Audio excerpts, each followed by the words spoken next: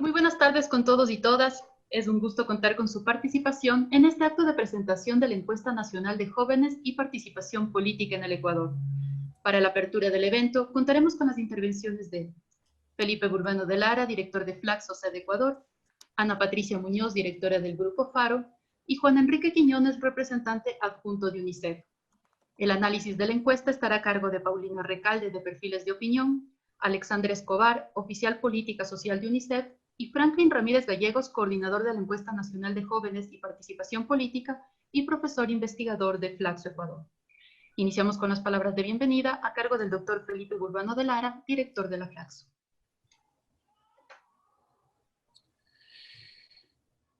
Muchas gracias, Gabriela, por dar inicio a esta reunión. Y primero, bueno, un saludo cordial a Ana Patricia Muñoz, directora del Grupo Faro, a Juan Enrique, representante adjunto de UNICEF, al profesor Franklin Ramírez, profesor de Flaxo y quien ha coordinado esta segunda encuesta nacional de jóvenes y participación política, y a Alexandra Escobar y Paulina Recalde, quienes van a participar con sus comentarios en este evento.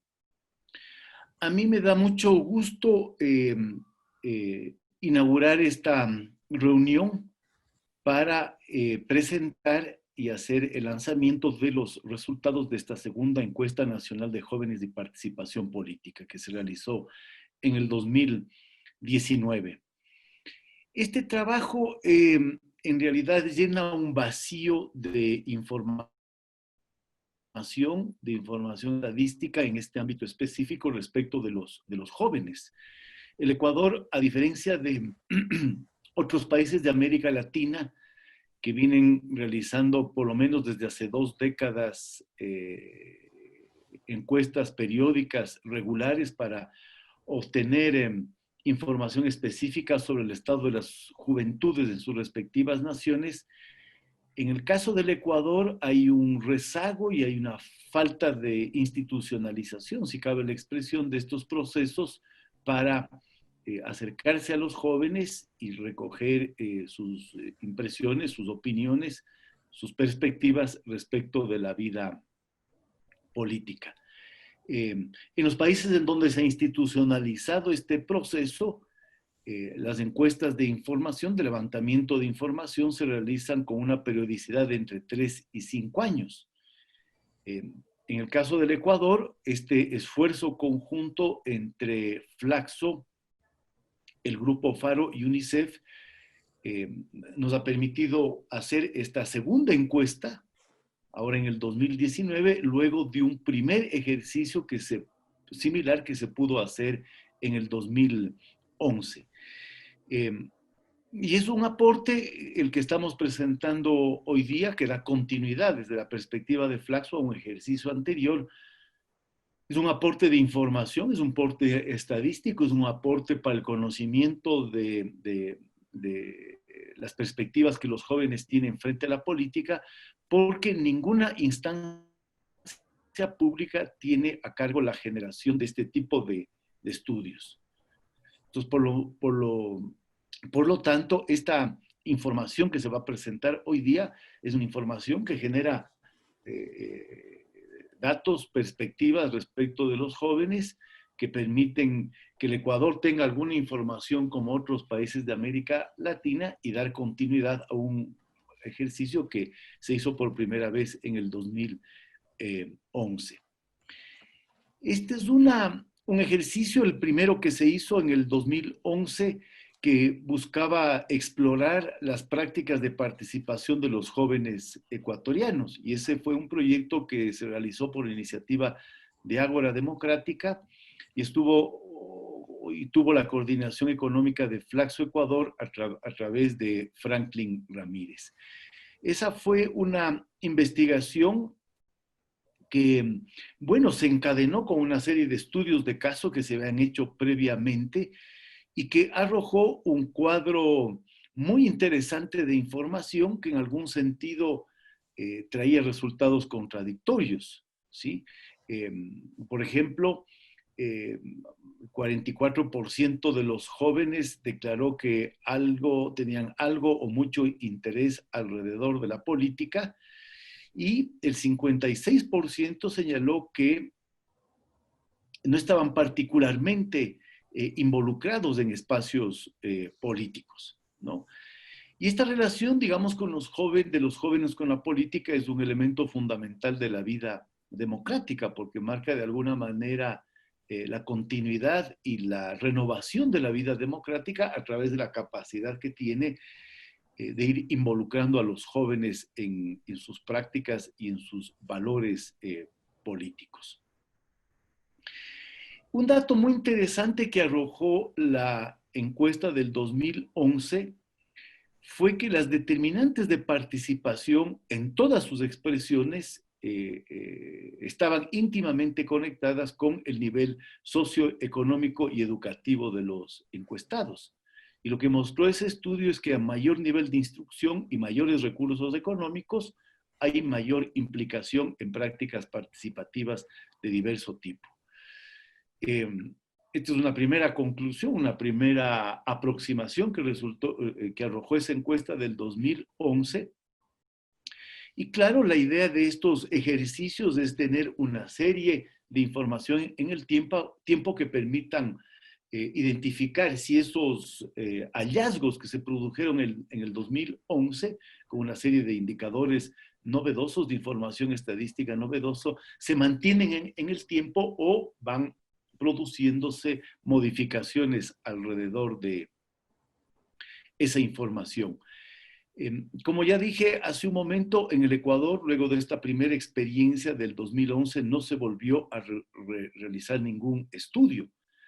De tal forma que esta investigación que se presenta hoy día, cuyos resultados se presentan hoy día, es un ejercicio que se concreta casi 8 años después de la primera información. Y por lo tanto, claro, aquí hay una brecha en el tiempo respecto de los resultados de la primera encuesta con los que vamos a ver hoy día como resultado de esta segunda encuesta. Yo quisiera destacar en esta oportunidad la importante tarea de trabajo colaborativo que hemos hecho Flaxo como una universidad de posgrado, el Grupo Faro como expresión de organizaciones no gubernamentales y UNICEF como parte de la cooperación internacional que opera en el Ecuador.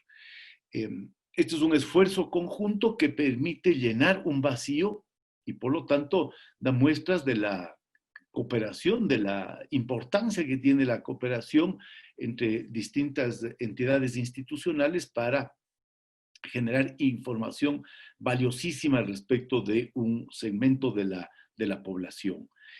En el caso de Flaxo, este es un proyecto que ha podido financiarse con recursos que provienen del Fondo de Desarrollo Académico. Este es un fondo que Flaxo creó ya hace algunos años, que se alimenta de distintas fuentes y que permite financiar y estimular la investigación de profesores titulares de la sede.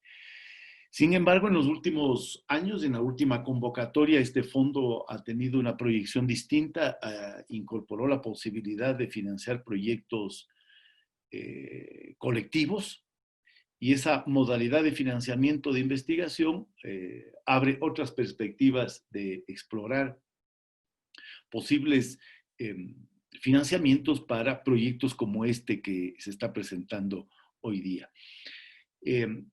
Yo quisiera simplemente reiterar el compromiso de Flaxo con este proyecto, reiterar el interés de Flaxo por mantener el vínculo con el Grupo Faro y por supuesto con la cooperación internacional a través de UNICEF para darle continuidad a esta investigación que llena, como ya he dicho algunas veces, un vacío. Ojalá esto, conversábamos informalmente antes de iniciar el foro, alguna entidad del Estado pudiera involucrarse también en este esfuerzo conjunto para darle más continuidad en el tiempo y poder realizar este mismo ejercicio con una mayor periodicidad, de tal manera que nosotros podamos dar cuenta de los procesos, de las trayectorias, de la evolución que va registrándose en esta apasionante y al mismo tiempo compleja relación de los jóvenes con la política. Así es que felicitaciones a Franklin por haber coordinado este proyecto, por presentar hoy los resultados, agradecer al Grupo Faro y a UNICEF por formar esta alianza de cooperación con una entidad académica como somos nosotros, Flaxo Ecuador, y reiterar el compromiso y el interés nuestro por mantener este vínculo de cooperación y de trabajo conjunto.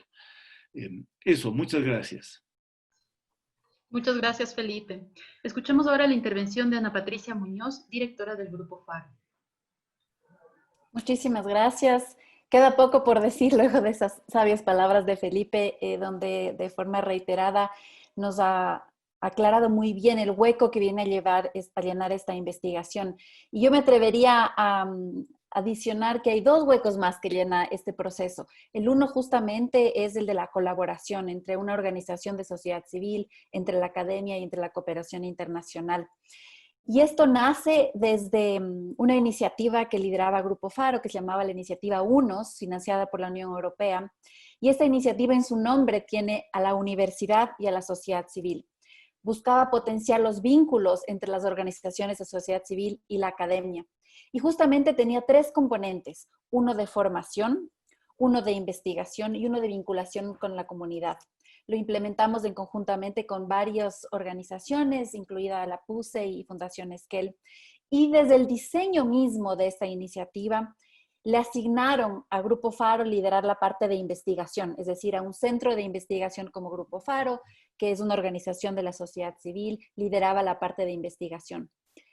La academia socia de este proyecto lideraba la parte de vinculación y Fundación Esquel la parte de formación, un poco dando la vuelta a los roles tradicionales que tienen las organizaciones y las instituciones para demostrar en este experimento que hay mucho valor agregado que dar si todos colaboramos.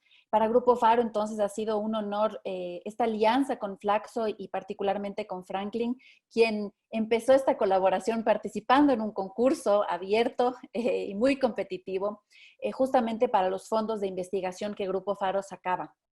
Y cuando sacamos estos fondos, donde hacíamos además un proceso de selección ciego para que sea el mérito el que triunfe, lo que nos dábamos cuenta es que realmente el ecosistema de financiamiento de investigación en el Ecuador es muy débil, por decir no existente. Incluso para nosotros poner los parámetros de cuánto deberíamos, ¿no es cierto?, de cuánto deberían ser estos fondos, como internacionalmente se lo hace, habían muy pocos casos. Y por eso yo creo que esta alianza, este proyecto, este proceso, también viene a llenar ese vacío que existe. Y un tercer vacío que creo que este gran proyecto conjunto viene a llenar es el de la democratización de la información. Ya Franklin les contará más adelante, o Alexander, que desde un inicio la idea es que esta información que es valiosa, que es única, que es recolección primaria y que además, como Felipe mencionaba, es un proceso que se repite y que esperamos se vuelva a repetir, ¿no es cierto? Que esta información sea accesible a la mayor cantidad de investigadores, de hacedores de política pública, de tomadores de decisión y de jóvenes que se conozcan y reconozcan, ojalá, en estos números, o que los critiquen, añadan, multipliquen, confirmen lo que esta investigación está demostrando. Este proceso ha sido un proceso de casi 2 años, decíamos que es el lanzamiento más esperado, nos toparon algunos factores externos en el medio, pero la intención siempre es la misma, que este sea un hito importante para que otros aprovechen la información y también se puedan tomar mejores decisiones.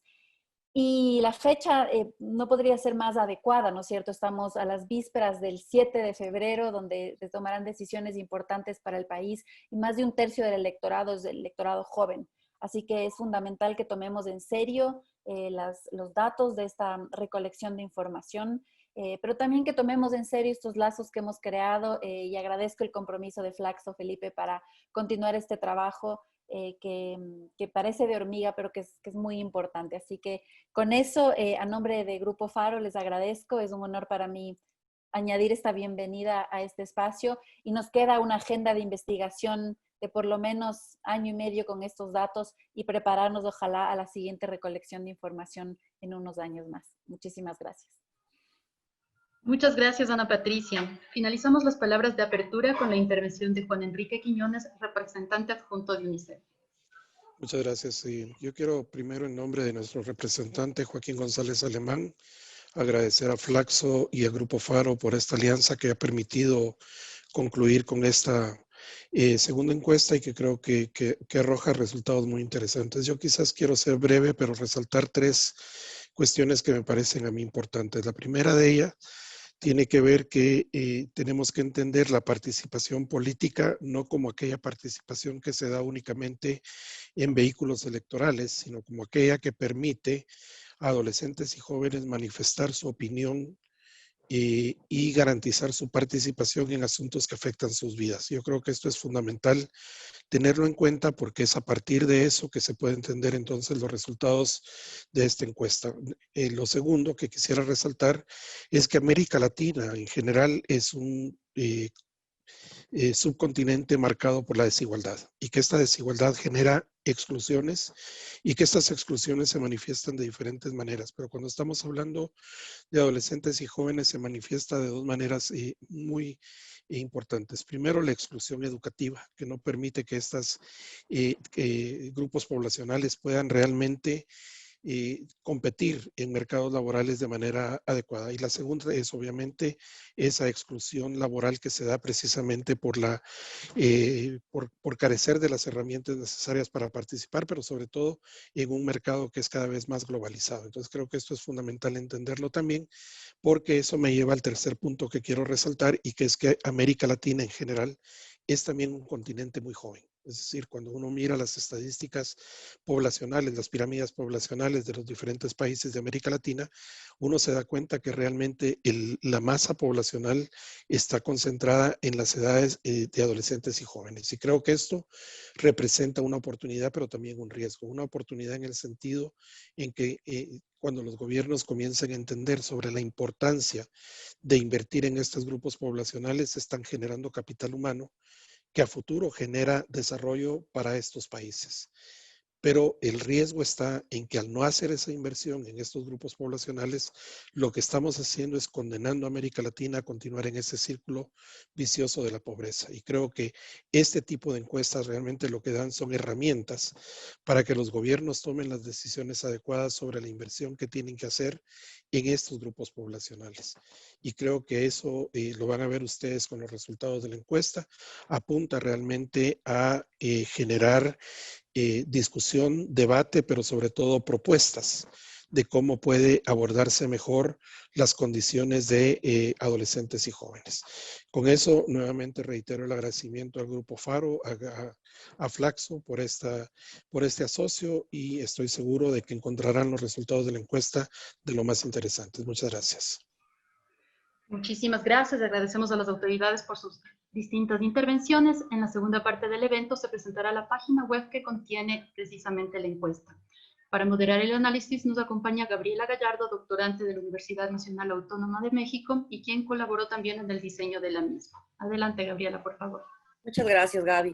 Bueno, buenos días con todas y con todos. Como me presentó Gabriela, también me llamo Gabriela y formé parte de este equipo que construyó esta segunda encuesta nacional de jóvenes y participación política en Ecuador. Bueno, antes de moderar este segundo momento con los expositores del día de hoy, quisiera primero contarles un poco de cómo fue diseñada la boleta, la motivación del cuestionario y las partes, para ahí sí proceder como a la parte del análisis. Primero quisiera puntualizar 3 aspectos. El primero, como ya lo mencionó Felipe, de hecho, es que este cuestionario se basó en gran parte en la primera encuesta que se realizó en el año 2011, buscando responder de esta manera a un diseño analítico que permitía comparar los niveles de participación de los y las jóvenes, especialmente en estadísticas descriptivas, entre el año 2011 y el 2019. Pues uno de los objetivos que tiene este presente estudio es determinar los principales cambios y también las continuidades en las tendencias de la participación juvenil entre el año 2011 y 2019. De hecho, una de nuestras hipótesis dentro del estudio es justamente el cambio que ha habido entre el año 2011 2011 y 2019 en el marco de una crisis. El segundo punto que quisiera puntualizar es que la encuesta buscó explorar tres grandes ángulos del debate en torno a jóvenes en las problemáticas teóricas de la participación política. La primera, las dimensiones de la participación en general. La segunda, las dimensiones actitudinales, ideacionales e ideológicas de la política. Y la tercera, las dimensiones estructurales de la participación. Para el tercer punto quisiera, si es que es posible, compartir la pantalla. No sé si es que... Sí lo puedo hacer. Para contarles un poco sobre cómo está la encuesta, fue cómo construida. Este es el modelo analítico del que les estaba mencionando de las tres aristas, cómo se construyó la encuesta. Y acá, en cambio, procedemos a contarles un poco, en cambio, cómo estuvo diseñado el cuestionario. La encuesta se basó en 11 bloques de discusión de temas importantes para la juventud y tuvo un total de 59 preguntas. Es decir, no fue un cuestionario corto, no fue una encuesta corta. Entre estos bloques tuvimos las expectativas, es decir, ¿qué piensan los jóvenes? ¿Cómo se sienten respecto a la economía, a la política? E inclusive les hicimos la pregunta, sus expectativas consigo mismo, ¿cómo se sienten? ¿Qué tan satisfechos se encuentran con su físico, con su familia? Como las expectativas en general de los y las jóvenes. El segundo bloque fue por el interés por la política, que esto de hecho se pregunta comúnmente en las encuestas de participación política, como indagando los asuntos de los jóvenes, es decir, si es que realmente les interesa la política, en sus hogares conversan de política. El segundo fue el apoyo a la democracia y la confianza institucional. Ahora que está tan de moda decir que los jóvenes y las jóvenes son apolíticas, queríamos indagar acerca sobre la confianza que se tiene sobre la democracia, o si es que los jóvenes más bien tienen valores autoritarios, y también la credibilidad en las instituciones mismas. O sea, en el marco de esta crisis que conversamos, que se basó la encuesta del 2019, es qué tanta confianza se tenía en el Ejecutivo, en la Asamblea Nacional, en el aparato estatal en general. El cuarto bloque fue la ideología. Y en este marco de las elecciones en que nos encontramos, creo que esta es una de las preguntas más candentes. ¿Los jóvenes son de izquierda, son de derecha, son de centro? ¿Cuál es la ideología que tienen los jóvenes? Así también como el tema de si son conservadores, progresistas, ¿qué piensan respecto al aborto? ¿Qué piensan respecto a la naturaleza? ¿Cuál es el posicionamiento de los y las jóvenes? El cuarto bloque fue la ideología, perdón si les contaba. El quinto bloque fue la participación. La participación nos basamos en tres aristas. Bueno, la participación la tomamos en cuenta desde tres perspectivas, ¿no? La primera fue la asociativa, el nivel sobre la participación organizativa. Es decir, los jóvenes se encuentran participando en consejos estudiantiles, se encuentran reunidos.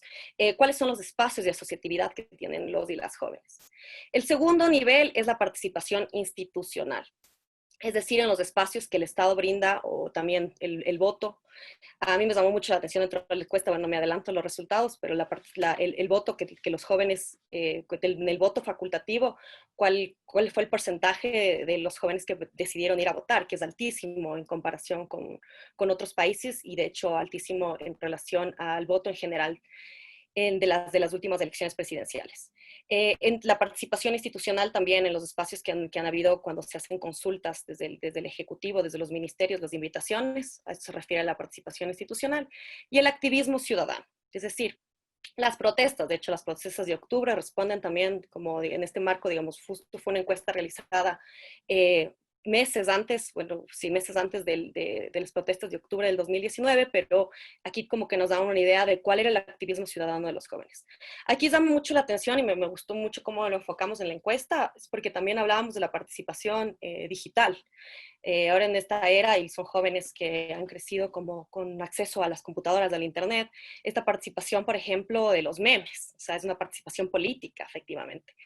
O también dentro de este activismo ciudadano es la participación del voluntariado, en cómo se encuentran los jóvenes, de hecho, en relación como a espacios de participación más en temas de voluntariado.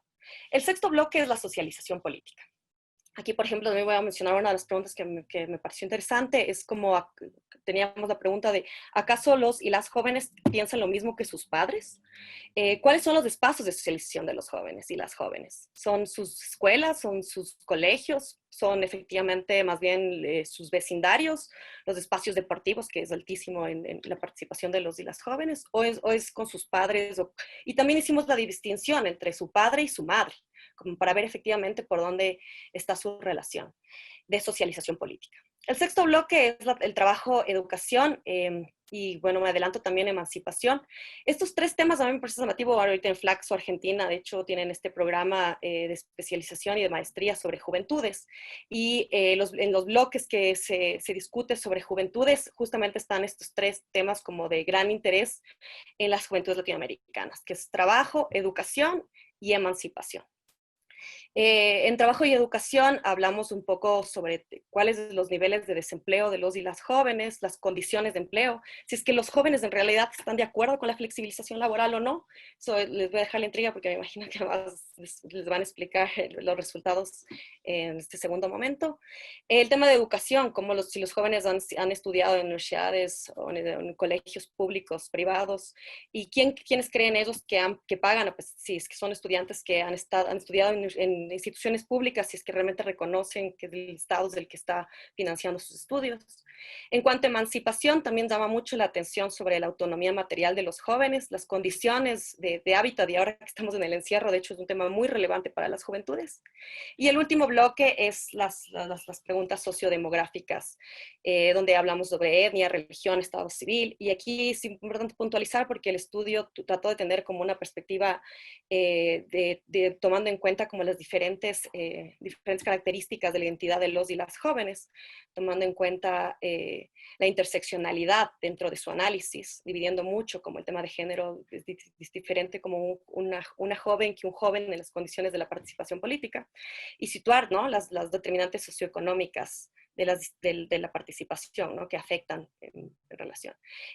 No me voy a extender más, pero esto es como en general cómo la encuesta y la boleta fue desarrollada, y ahora sí creo que vamos a pasar a un segundo momento, que es como más bien conocer un poco más sobre cómo estuvo diseñada la encuesta con los actores que estuvieron, que hicimos como un equipo muy bueno, en donde se encuentra Paulina Recalde, Alexandra Escobar y Franklin. Bueno, Paulina va a exponer durante 10 minutos el tema sobre metodología y muestreo de esta segunda encuesta. Después tendremos la participación de Alexandra Escobar, oficial de Política Social de UNICEF, que nos hablará sobre la adolescencia, juventudes y crisis sociales en Ecuador. Y finalmente el coordinador de este proyecto, Franklin Ramírez, que es profesor e investigador de Flaxo, que más bien nos contará como todos estos resultados de la encuesta que creo que todos y todas queremos ya conocer. Dejo a Paulina y después tendremos como un bloque de preguntas donde podemos como que aclarar o hablar sobre ciertas las dudas que se presenten. Paulina, tienes la palabra por 10 minutos. Gracias, buenas tardes con todas y con todos. Saludos a Flaxo, a Grupo Faro, a UNICEF y sobre todo a la persistencia de Franklin Ramírez para haber levantado la segunda encuesta nacional. Yo soy directora de perfiles de opinión y es la empresa que estuvo a cargo del levantamiento y procesamiento tanto en la encuesta de 2011 como en la última encuesta levantada en 2019. Entonces voy a comentar los aspectos metodológicos y de diseño de muestra. Si me permiten compartir la pantalla, por favor.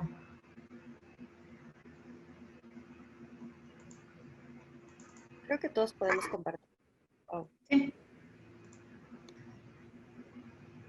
Ok, entonces, como antecedentes, mencionar que en 2011, ya se había señalado, se aplicó la primera encuesta nacional de jóvenes y participación política, que esta permitió una línea de base realmente en diseño y medición de indicadores para dar cuenta de varias dimensiones de organización y participación política de este segmento.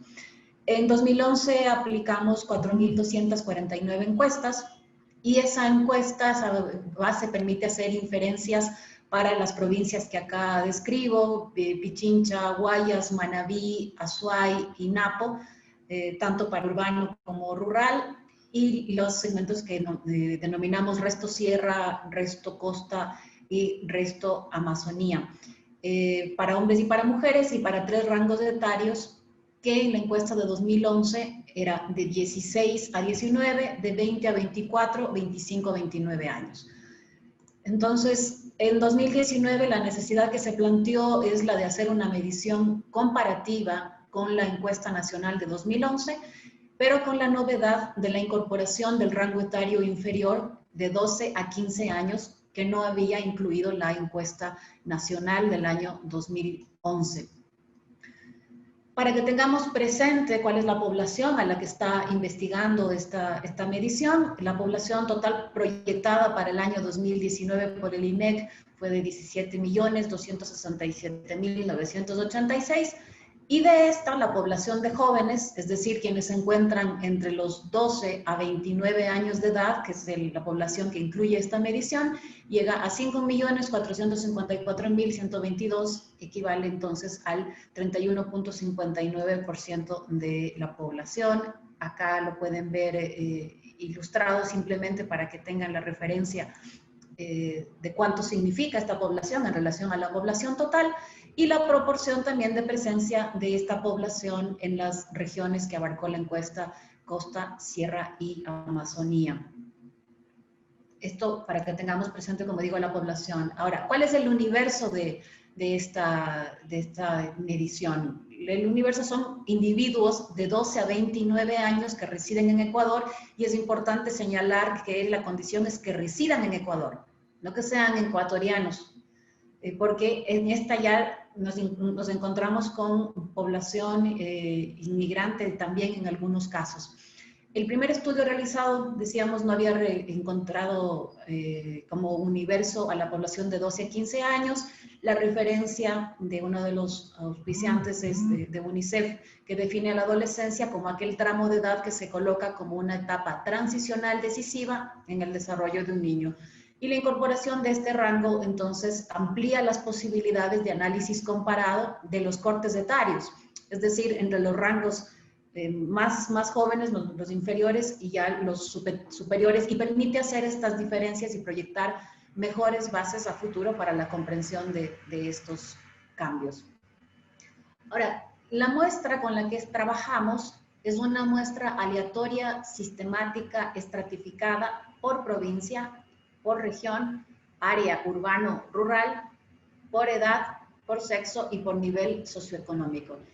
¿Qué quiere decir? Bueno, este muestreo aleatorio estratificado desproporcionado consiste en asignar a cada estrato de una variable un número de encuestas independientemente de la proporción de dichos estratos en el universo. ¿Esto para qué? Para tener una muestra significativa de cada uno de los estratos y así poder analizarlos en forma independiente. Si es que no trabajábamos así, lo que podría haber sucedido es que si tomábamos la muestra de acuerdo al peso que tiene el nivel socioeconómico medio alto, por ejemplo, en la población en general, esto podría haber tenido una muestra poco significativa. Ahora, ¿qué hacemos después con este tipo de muestra? Se aplican factores de ponderación para restablecer o para devolverle a cada uno de estos segmentos el peso que efectivamente tiene en el universo en general. Para el efecto se tomó el dato de población de las provincias de Pichincha, Guayas, Azuay, Manabí y Sucumbíos, y de las que denominamos las regiones resto de sierra, resto de costa, resto de Amazonía. Estas, resto, costa, sierra y Amazonía, están conformadas, como se entenderá, por las provincias que no tuvieron una muestra específica. Entonces, el resto de la sierra son las provincias que no son Pichincha y Azuay, es decir, Cachimba, Bura, Cotopaxi, Tungurahua, Chimborazo, Bolívar, Cañar y Loja. En el resto de costa son las provincias, del resto de provincias que no siendo Guayas y Manabí, completan al total de la región. Lo mismo para la provincia de la Amazonía. Es decir, que nos permite al final concluir para todas las regiones del país, dejando por fuera solamente a Galápagos. Para hacer esta división por áreas de urbano-rural, consideramos a la población urbana a aquella que es residente en cabeceras cantonales y como rural aquella que es residente en cabeceras parroquiales. La selección de las zonas para el levantamiento de esta información dentro de cada una de las provincias y de las regiones a nivel urbano y rural fue multietápica. En cada provincia, región y área urbana y rural se seleccionaron aleatoriamente zonas, sectores censales en los que se realizan las entrevistas mediante un proceso sistemático que consiste en utilizar un listado de todas las frecuencias de población para cada provincia acumuladas. Se aplica un periodo a partir del cual, esto es un número aleatorio, para seleccionar a dichas zonas. En esta medición trabajamos con un total de 3.245 encuestas, lo que nos permite tener un margen de error de más o menos 1.7. Esto simplemente para decir que cuando veamos los resultados totales hay que pensar que puede estar más 1.7 hacia arriba o más 1.7 hacia abajo. A esto nos referimos con el margen de error. Y la muestra desagregada por cada una de las provincias es la que consta allí, en promedio 400 encuestas por cada una de ellas, y también el margen de error para estas es de más o menos 4.8, 4.9 para las provincias representadas. Por región, en cambio, la muestra que aplicamos para resto costa, resto sierra y Amazonía, alrededor de 400 encuestas, y esto nos permite tener un margen de error para cada una de ellas de más o menos 4.8. Por área urbana y rural, la muestra 2.258 en el área urbana, 987 en el área rural, y este es el margen de error que tenemos por cada una de estas áreas. Por rangos etarios, el margen de error en general para estos es de más o menos 3.6, 3.3, y lo mismo, el margen de error por hombres y por mujeres es de más o menos 2.4. También permite hacer lecturas por nivel socioeconómico, y ahí el margen de error es un poco mayor, es para el nivel socioeconómico alto y medio alto, que es de más o menos 6.7, para los otros dos es de más o menos 2.6 y más o menos 2.4. El cuestionario ya Gabriela había anticipado, es un cuestionario que consta de 59 preguntas, 145 campos. ¿A qué nos referimos? Que, por ejemplo, una de las preguntas del cuestionario puede ser una matriz, es decir, que dentro de esta pregunta hay varias preguntas, y por eso es que nos referimos a 145 campos, que son los que efectivamente después se digitan. Y la duración, es decir, la aplicación de la encuesta tomaba 40 minutos promedio, y aquí creo que vale la pena resaltar realmente la capacidad de colaboración de la población joven del país, que accedió a una encuesta que es una encuesta larga, realmente 40 minutos más todavía para un segmento de la población que no está muy habituado a que lo encuesten con una duración tan prolongada. El cuestionario fue pretesteado y luego ajustado según el informe y recomendaciones que arrojó la prueba piloto. Está organizado en 10 bloques, esto ya lo explicó hace un momento Gabriela. El trabajo de campo se realizó entre el 28 de junio y 14 de julio de 2019. En promedio, 10 entrevistas en cada una de las 360 zonas seleccionadas aleatoriamente en el total del país, excepto, como habíamos dicho, las Islas Galápagos. Para aplicar la encuesta al total de la muestra, primero los adolescentes firmaron una carta de asentimiento, aceptando que conocen los objetivos, que conocen la motivación y que están de acuerdo con contestar la encuesta. Al rango etario inferior, aquellos que están desde los 12 años, a ellos en cambio les pedimos a los padres que firmaran un consentimiento, una autorización para que los adolescentes accedieran a contestar la encuesta. Llegamos a los hogares con una carta de presentación de la investigación que citaba el artículo de la Constitución que hace alusión a que toda la información recolectada es estrictamente confidencial y se usará únicamente con fines los explicados en la carta de presentación, de acuerdo con el artículo 66, numeral 19 de la Constitución, mediante el cual se reconoce y garantiza el derecho a la protección de datos de carácter personal. Y este levantamiento en cada uno de los hogares, que es importante hacer énfasis, en 2011 lo habíamos trabajado en papel, en 2019 trabajamos con tablets bajo la licencia de la aplicación Question Pro, es decir, que la información estaba georreferenciada y que esto nos permitió además hacer el procesamiento en un tiempo menor.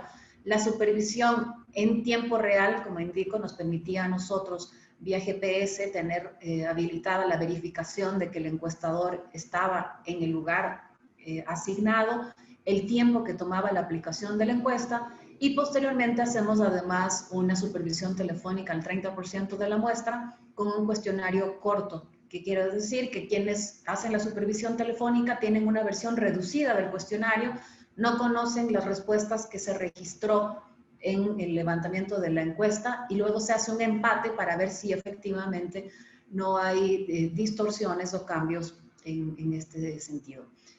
Estos fueron los elementos metodológicos más importantes. Tiene que ver con el operativo de campo, con el tamaño de muestra, y esta información va a estar además disponible cuando tengan acceso a la base de datos para que puedan hacer los procesamientos, y en el caso de perfiles de opinión estamos además abiertos siempre y dispuestos a cualquier tipo de aclaración que requieran en relación a la investigación.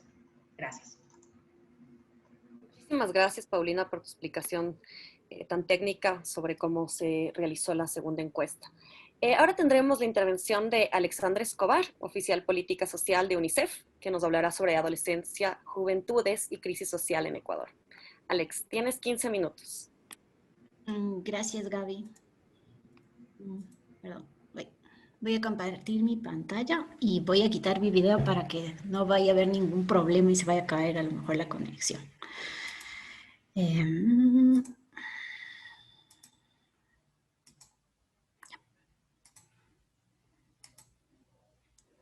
¿Me confirman si ven, por favor? Sí, Alex, estamos viendo. Perfecto. Bueno, yo voy a hablar sobre la parte justamente de los determinantes y de los factores, digamos, estructurales que todos se han mencionado, ¿no? Particularmente cuando nos planteamos esta encuesta junto a Flaxo, junto al Grupo Faro, uno de los temas esenciales que buscábamos era justamente conocer en un contexto de crisis económica cuál era la situación de los jóvenes y de los adolescentes. También quisiera, antes de empezar, resaltar que este ejercicio, por primera vez, como mencionó Paulina, incluye a los adolescentes.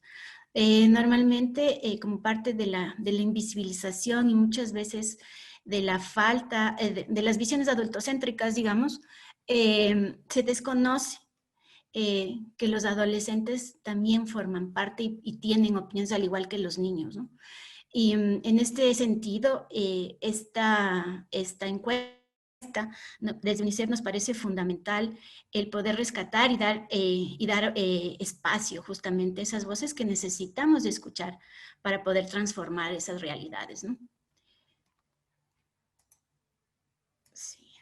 Entonces, como les decía, quisimos mirar cómo estaban mirando los jóvenes, cómo estaban viviendo esa crisis económica que ya habíamos empezado a mirar, ¿no? Cuáles eran sus expectativas presentes y futuras.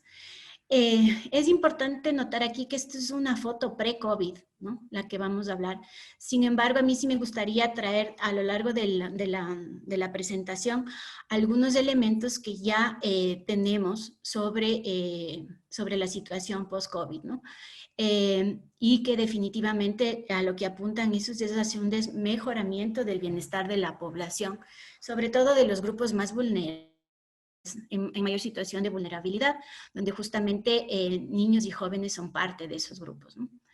En un estudio que realizamos nosotros también recientemente, se revela que para finales del 2020, como resultado del impacto de la COVID-19, 1.1 millones de personas caerían en situación de pobreza, 1.1 millón de personas más, ¿no? En pobreza por ingreso. Y también esto lo que nos lleva es desde el ámbito de la pobreza multidimensional. A finales del 2020, por los efectos de la crisis, tendríamos 7.4 millones de personas en pobreza multidimensional. Como ven, esta crisis es de gran magnitud y está golpeando a todos los hogares, ¿no? Es una triple afectación en donde se ha aumentado la incidencia, la brecha y la severidad de la pobreza. Como parte de esos determinantes, también indagamos sobre la educación, el y la emancipación juvenil en este caso. Pues estos tres forman parte nodal de cómo se van a transformar esos proyectos de vida, cómo van a ser esas construcciones de los proyectos vitales de los jóvenes. Y nos preguntamos sobre ello, al igual, y especialmente educación y empleo, ¿no? Como nos mencionó Juan Enrique, van a marcar esos procesos de emancipación, ¿no?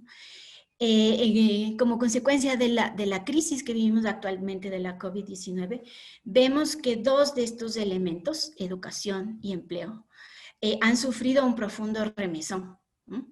Se han trastocado por completo el tema de la educación. Ahora prácticamente la educación está siendo virtual por la situación, con lo cual se ha profundizado la desigualdad y el empleo. También ya era el mercado laboral ya venía teniendo dificultades para que los jóvenes pudieran acceder, y ahora nos enfrentamos frente a un nuevo mercado laboral, ¿no? Y en todo este contexto que miramos cómo va a darse esa inserción y esa inclusión si no se toman las medidas adecuadas. Desde la parte de la encuesta, digamos, de los determinantes, lo que observamos fueron estas dimensiones socioeconómicas, ¿no? De la encuesta a las que ya me referiré. Crisis social, trabajo, educación y expectativas sociales. Dentro también del análisis se miraron las características sociodemográficas de los jóvenes. Y aquí una foto muy, muy interesante de los jóvenes y adolescentes del Ecuador, ¿no? Primero, un 72.5 no tiene hijos, pero el resto tiene hijos, y el promedio de hijos es de 1.5. ¿No? La distribución, mestizos, como somos un país diverso, mestizo, indígenas, blancos, montubios y afroecuatorianos, la mayor parte obviamente mestizos. Y también estamos marcados por la migración, ¿no? El 96% de los jóvenes y adolescentes entrevistados eran ecuatorianos, pero también había un porcentaje de población venezolana y de otras nacionalidades, lo cual también da otra tónica, ¿no? a la composición. Religión, 69.1% católicos, 14.2% no declararon no se adscribieron a ninguna religión, 12.4% evangélicos y 3.9% de otras religiones. Y el estado civil, las 3/4 partes prácticamente solteros, unión libre y casados, ¿no? Y divorciados. Básicamente la foto de lo que vemos aquí es de lo que sería la generación de millennials y la generación Z. ¿No? La mayor parte de la población actualmente en el Ecuador, de jóvenes y adolescentes, más bien forma parte de la generación Z y mucho menos de los millennials. 3 de cada 10 habitantes tienen entre 12 y 29 años y tan solo la mitad de los jóvenes entre 18 y 29 años tiene educación secundaria completa. Estos ya son algunos elementos que nos van delineando ese perfil y también cómo esto irá marcando, ¿no? Las trayectorias de vida de los jóvenes y adolescentes. Uno de los primeros elementos que indagamos fue sobre cuáles eran sus preocupaciones, ¿no? Como les digo, esta foto que estamos viendo aquí es un momento pre-COVID. Y aquí lo comparamos contra el 2011. Justamente vemos que drogas, desempleo, alcoholismo, delincuencia y crisis económica representaban ya las mayores preocupaciones. Evidentemente esta foto puede haber cambiado en este momento, la crisis económica seguramente debe haberse incrementado, pero lo que vemos, por ejemplo, aquí en esta foto es que los temas de drogadicción y alcoholismo se mantuvieron más o menos similares, ¿no? entre las principales preocupaciones de los jóvenes, como ese primer plano. Pero tanto el desempleo como la delincuencia, la crisis económica, la pobreza y la corrupción crecieron rápidamente entre el 2011 y el 2019. Entonces, vemos en esta foto que el escenario de crisis se empezaba ya a instalar en ese imaginario de los jóvenes, ¿no? Lo estaban viviendo y por eso una preocupación. Aquí miramos por cortes etarios y la crisis económica se mostraba, ¿no?, ya como una preocupación consistente a partir de la adolescencia tardía. Y por adolescencia tardía me refiero ya entre los 16 y los 19 años. El desempleo obviamente preocupaba a mayor edad, porque son los que están insertados en el mercado laboral principalmente. Mientras que la droga y el alcohol, en cambio, son preocupaciones más latentes y más presentes en los más jóvenes, ¿no? Los y los adolescentes se sentían más vulnerables frente a la violencia y a la inseguridad. También este es un dato importante que nos revela esta encuesta. También, a partir de las problemáticas, también miramos cuáles eran esos impactos de la crisis en sus vidas, cómo lo estaban leyendo, ¿no?, cómo lo estaban viviendo. Y aquí, nuevamente, ¿no?, asociado a la crisis, el tema de ingresos de sus hogares, desempleo, inseguridad y violencia, eran las principales afectaciones como ellos estaban viviendo la crisis ya en ese tiempo. Y claro, el tema del ingreso se ha deteriorado mucho más en este tiempo, justamente con las proyecciones que les doy de pobreza. Y ya también se puede esto evidenciar ahora que el INEC sacó los resultados de la encuesta de septiembre. Vemos que hay dificultades con el ingreso de los hogares y eso es una manera en cómo está impactando la vida de los jóvenes, ¿no? El ingreso de los hogares subió sostenidamente sostenidamente la mayor parte de la última década, hasta el año 2017.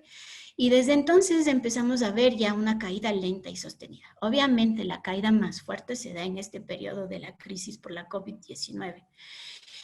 Donde en promedio se han perdido $25 por miembro en esos ingresos, ¿no? Son también aquí los hogares urbanos los que están siendo más afectados por esa pérdida de los ingresos.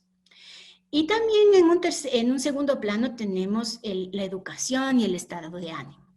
Estos ya eran elementos y campos problemáticos que se reflejaban a partir del escenario de crisis económica que estaban viviendo ya los jóvenes y adolescentes.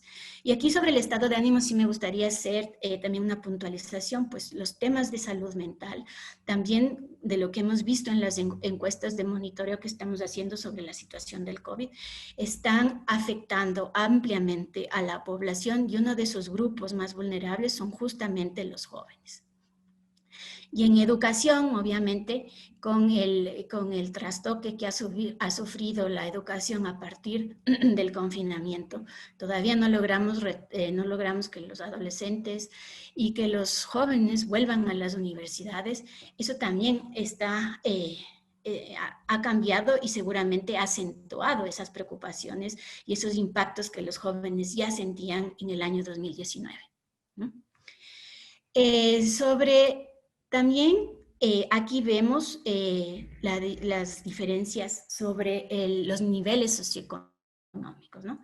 Y vemos cómo la percepción de afectación de los ingresos y los empleos, obviamente en primer plano pasan a ser un tema para los jóvenes y los adolescentes de clase baja y clase media. Como parte de los resultados que tenemos sobre el impacto de la COVID-19, sabemos que los hogares más pobres, los hogares de clase media, fueron los más afectados. Hemos perdido prácticamente 10 puntos en la clase media, que fueron, que se lograron a lo largo de estos años, ¿no? También se logró, en estos últimos años se logró salir de la pobreza y hemos retrocedido en ese momento. en este momento. Mientras que para los jóvenes y adolescentes de las clases del nivel socioeconómico alto, se ven más impactadas por la inseguridad, ¿no es cierto? Las mujeres, aquí también con mayor intensidad, no se observa en el gráfico, pero es otro de los elementos que también salen y por eso lo hago alusión. Con los 3 grandes efectos de la crisis es notable su mayor malestar con respecto a los hombres, sobre todo en el tema de los ingresos. El segundo bloque tiene que ver justamente con trabajo y condiciones de empleo. Aquí la pregunta que se les hizo a los jóvenes y adolescentes era qué era lo que estaban haciendo en ese momento, ¿no? Y aquí vemos por edades, y 4 de cada 10 estudiaba, de ellos el 8% trabajaba, ¿no? Muchos jóvenes deben trabajar también para sostener sus estudios, ¿no? Incluso desde la adolescencia, muchos de ellos, los que están en situaciones mucho más difíciles. Evidentemente, gracias a la ampliación que hubo del acceso a la educación en estos últimos años y que se fueron cerrando esas brechas, los estudios son prioritarios para los adolescentes, ¿no? Les ha permitido un mayor acceso les permitió un mayor acceso en esos años y eso es importante notarlo. Y alrededor del 21% de los jóvenes se encontraban en ese momento desempleados buscando trabajo o en la famosa categoría que lo llaman ni estudia ni trabaja, ¿no? Ya ese es un número importante y este es un número que habíamos visto que venía creciendo, ¿no? Y que se lo sitúa, como les digo, esta foto es antes de la COVID-19 y seguramente en estos meses, en estos meses y en estos años, esto podría cambiar también radicalmente si no se toman medidas. También aquí lo que observamos es que las mujeres presentaban mayores vulnerabilidades y exclusión frente a ello, ¿no? Pueden ver ahí las comparaciones con respecto a los hombres y la posibilidad de estudiar y acceder al mercado laboral obviamente está marcada fuertemente por esas desigualdades sociales, ¿no? Y lo vemos claramente en ese gráfico como la posibilidad de estudiar está asociada al nivel socioeconómico alto y menos oportunidades, a pesar de esa ampliación que ya vimos en el acceso a educación, todavía quedaban esos rezagos, ¿no? Y dificultan, digamos, esa posibilidad de que los jóvenes puedan continuar con sus estudios para justamente insertarse de mejor manera en el mercado laboral. En el ámbito del trabajo, obviamente también era necesario indagar sobre esas condiciones de empleo, ¿no?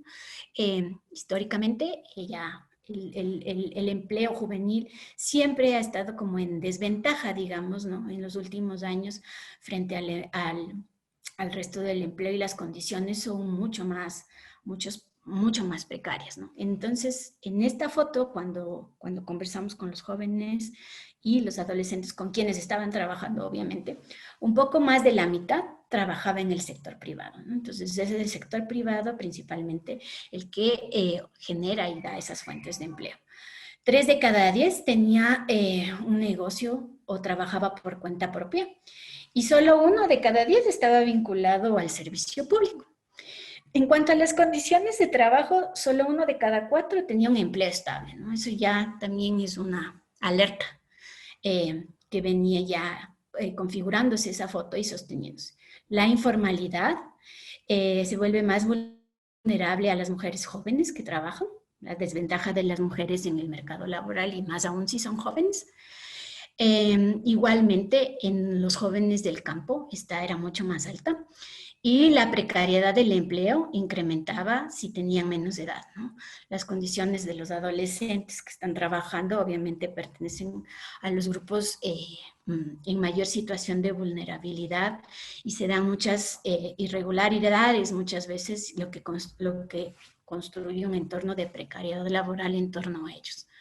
Seguridad social, igualmente muy baja la cobertura, 16.5%. Y ese es un problema en general que tenemos en el Ecuador, justamente ahorita que se necesita tener un sistema fuerte de protección social, donde la parte contributiva, digamos, es elemental. Esto está sufriendo grandes reveses, ¿no? Las disparidades de género obviamente afectando también, más hombres que mujeres contaban con seguridad social, aun cuando ya son jóvenes que no tienen el acceso justamente porque las características del mercado en donde se insertan son de alta informalidad y precariedad. Y claro, está muy marcado por el nivel socioeconómico, casi 3 veces más veces de acceso tienen los jóvenes de nivel socioeconómico alto a poder tener seguridad social respecto de los jóvenes y adolescentes que están trabajando, que se encuentran y pertenecen al nivel socioeconómico bajo. Y los más jóvenes obviamente tienen menos acceso, ¿no? Flexibilidad laboral. 7 de cada 10 prefería ser empleado con salario fijo. Este es un dato importante que me parece que todos deberíamos tomarlo en cuenta y no pensar que los jóvenes están pensando en que van a ser emprendedores. Este mensaje nos dice completamente lo opuesto. Lo que ellos buscan es una estabilidad y un salario fijo. Tanto hombres como mujeres preferirían ser empleados con un salario fijo. 4 de cada 10 jóvenes de nivel socioeconómico alto prefieren más flexibilidad y no tener un salario fijo con respecto a los de clase media y a los de clase baja que prefieren tener un empleo fijo. Y había las preferencias por empleo y salario fijo, no mostraban muchas diferencias por edad. Aquí en la parte derecha van a encontrar algunos datos, digamos, que se arrojaron en el mes de julio, sobre todo desde la seguridad social, y que ya nos daban una alerta. Esto fue situación post-COVID, porque hasta junio del 2020 cerca de 200,000 personas se habían habían sido desafiliadas de la seguridad social, ¿no? 4 de cada 10 de esos desafiliados eran jóvenes de entre 21 y 30 años. Entonces, si ya la condición previa era baja, esto implica que ha habido un mayor deterioro en sus vidas con respecto a poder pertenecer y ser parte de un esquema de protección social. Y el futuro laboral, obviamente, en este momento se perfila con mucha incertidumbre, ¿no? Para los jóvenes y las jóvenes que ya tenían una situación de desventaja. Alex, perdona que te corte, pero por temas de tiempo te quedan 2 minutos. Ya. Educación. En educación, lo que miramos aquí es básicamente que 7 de cada 10 jóvenes, primero 1 de cada 2 jóvenes era estudiante en el 2019 y la mayoría estaban en el sistema público. Pero aquí hay una contradicción que nos llamó mucho la atención y es que ellos no consideran que a pesar de estudiar en el sistema público, no consideran que el Estado está financiando sus estudios, ¿no? Y sobre exclusión, obviamente lo que vemos aquí es que la desigualdad, hay como 4 causales, ¿no?, que interrumpen los estudios en la vida de los jóvenes, ¿no? La desigualdad socioeconómica, la vocación por aptitud académica, la formación de un hogar propio, como vimos, muchos tienen hijos, y en cambio el tema relacionado al funcionamiento, al ingreso del sistema de educación es parte, pero no es la parte principal. Entonces, como ya no me queda mucho más tiempo, voy a pasar directo a las conclusiones. Tal vez aquí solo quisiera resaltar sobre este último punto que también nos parece importante, y es justamente mirar cómo hay esa desconexión en las expectativas que tienen hacia los próximos años los jóvenes, ¿no? No hay una conexión ni se ven involucrados con el Estado, ¿no? Y el futuro lo diferencian muy claramente, ¿no? Los desarrollos colectivos de la nación no inciden sobre sus trayectorias de vida. Y aquí un elemento que yo quisiera llamar la atención es las expectativas que tienen sobre la democracia. 31.15% tiene expectativas positivas sobre la democracia y sobre la economía del país. Este indicador vemos que ha venido cambiando a lo largo en estudios a nivel global sobre la satisfacción con la democracia. Vemos que conforme van avanzando las generaciones hay mucho menos credibilidad y esperanza sobre la democracia, ¿no? Y creo que parte de esto puede explicarse en esos indicadores que acabamos de ver, que finalmente construyen una exclusión de los jóvenes, ¿no? En el sistema actual. Entonces, no hay una relación ahí, creo que eso sería importante trabajar. Y finalmente, para terminar, el Ecuador todavía es un país joven, ¿no? Como vimos, 3 de cada 10 habitantes tienen entre 12 y 29 años. Solo la mitad de estos jóvenes ha terminado la secundaria y sus condiciones laborales, que ya eran precarias antes de la pandemia, vemos que ahora esas condiciones se han deteriorado. La crisis que provocó la COVID-19 nos implicó una pérdida de 10 años en la lucha con la pobreza. Y con estos impactos que ha sufrido tanto el mercado laboral como la educación, lo que vemos es que las desigualdades estructurales que ya venían recorriéndose y acentuándose, si no son superadas, van a marcar para siempre el destino de estos jóvenes y de sus futuras generaciones. Pero a pesar de tener esta crisis y de estos tiempos de incertidumbre, la crisis también ofrece oportunidades para transformar esos proyectos vitales de los jóvenes y de los adolescentes.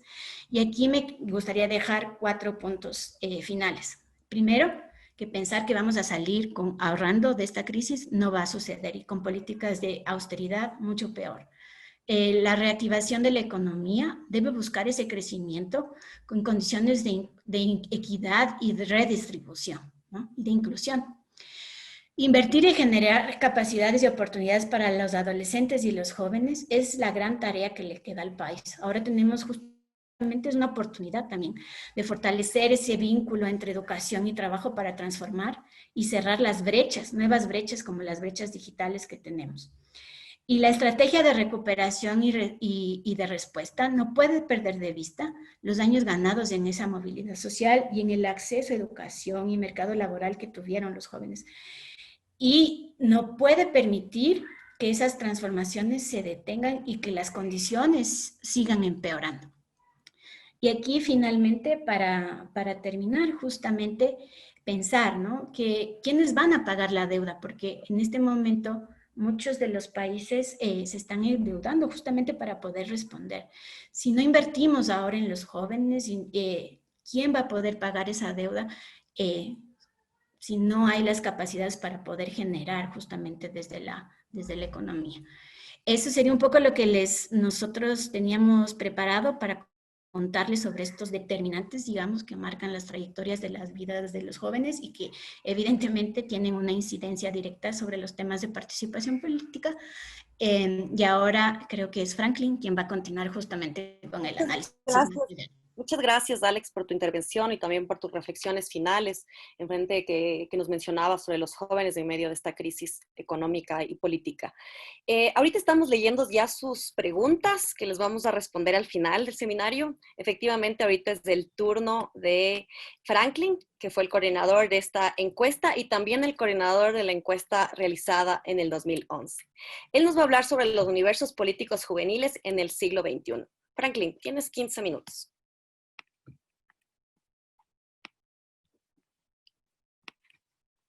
Creo que tienes que activar tu micrófono y bueno, hasta eso vale, creo que perfecto. Vamos a... Muchas gracias, Gaby.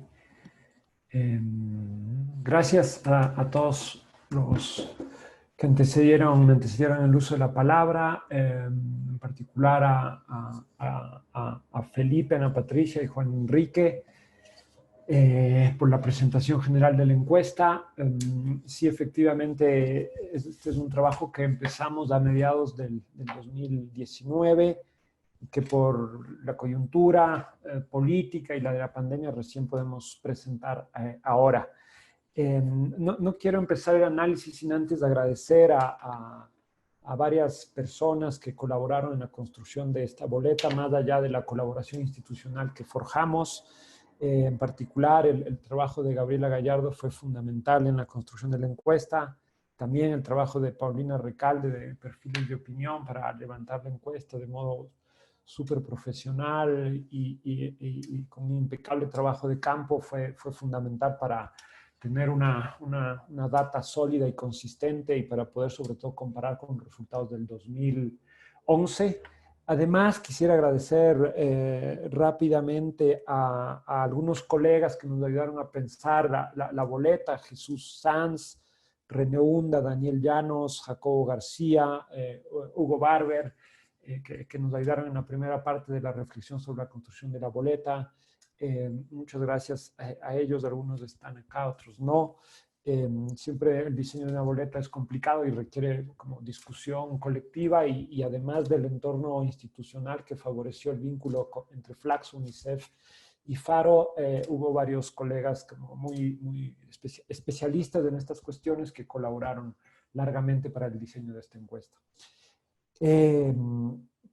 También reiterar mis agradecimientos a Faro y a UNICEF, sin cuyo apoyo no habría sido posible levantar esta encuesta, muy particularmente a Alex Escobar, que se comprometió largamente con este trabajo y que ahora, como se ve, ha hecho una presentación poderosa sobre esta relación entre juventud y crisis social en el Ecuador al entrar la segunda década del siglo XXI. Dicho esto, yo ahora voy a hacer una presentación sobre los trazos, como trazos generales de lo que llamo los universos políticos, es decir, algunas ideas y prácticas de los jóvenes respecto a la vida política en el Ecuador. Ahí Alex ya nos hablaba de cuál es en qué tipo de población cae la encuesta, ¿no? Los nacidos entre 90 y 2007, más o menos, millennials, generación Z. Esto tiene que ver con, alude a 3 de cada 10 personas en el Ecuador que caen en tales rangos de edad. Son generaciones enteramente atravesadas por la cuestión democrática. Un primer ámbito de análisis que también estaba presente en el 2011, voy a tratar aquí de hacer algunas comparaciones y enfatizando sobre todo en los recortes de clase, género y algo de lo territorial.